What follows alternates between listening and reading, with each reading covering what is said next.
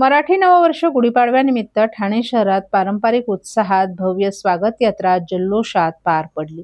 विविध संकल्पनांवर आधारित देखावे, महिलांची बाईक रॅली, पारंपरिक पेहरावातील युवकांची उत्साह गर्दी, लेझिम पथक, ढोलताशा पथक, सामाजिक विषयांवरील आकर्षक चित्ररथांनी नागरिकांचं लक्ष वेधून घेतलं.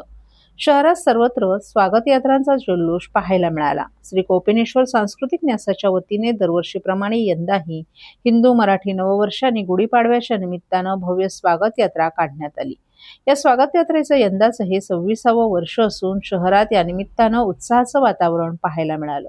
आज सकाळी 7 वाजता कोपिनेश्वर मंदिरातून पारंपरिक वाजत गाजत पालखीचं प्रस्थान झालं. जांभळी नाका येथे सिद्धिविनायकाचं दर्शन घेतल्यानंतर ही यात्रा पुढे मार्गस्थ झाली.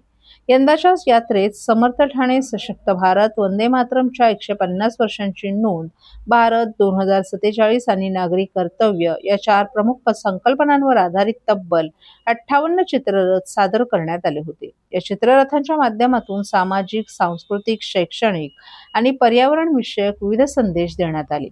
यात्रेत उपमुख्यमंत्री एकनाथ शिंदे यांच्यासह विविध राजकीय पक्षांचे नेतेही उपस्थित होते. तसंच अभिनेत्री सोनाली कुलकर्णी आणि नेहा पेंडसे यांनीही सहभाग घेतला. गोखले रोड येथे राष्ट्रवादी काँग्रेस पक्षाचं व्यासपीठ होतं. येथे दिवंगत अजित पवार यांना भावपूर्ण श्रद्धांजली देणारा बॅनरही लावण्यात आला. महिला बाईक आणि सायकल रॅली हे यंदाचं विशेष आकर्षण ठरलं. महिला बाईक रॅलीमध्ये एका महिलेनं तुळजाभवानीची वेशभूषा केली होती. तसंच पारंपरिक वेशभूषेत सहभागी झालेल्या महिलांनी विविध सामाजिक आणि सांस्कृतिक संदेश दिले. भगिनी नवोदिता उत्कर्ष मंडळाच्या वतीनं आपली पृथ्वी, आपली जबाबदारी, प्लास्टिकला नाही म्हणा, पर्यावरणाला हो म्हणा असा संदेश देण्यात आला. क्रीडा भारतीने कबड्डीचे प्रात्यक्षिक सादर केलं, तर वनवासी कल्याण संस्थेच्या वतीनं आदिवासी नृत्य सादर करण्यात आलं. मराठा समाजाच्या वतीनं युद्धामुळे नाश होतो, शांततेमुळे विकास होतो, युद्धानं नाही तर प्रेमानं मन जिंकूया अशा आशयाचे फलक घेत प्रचारही करण्यात आला.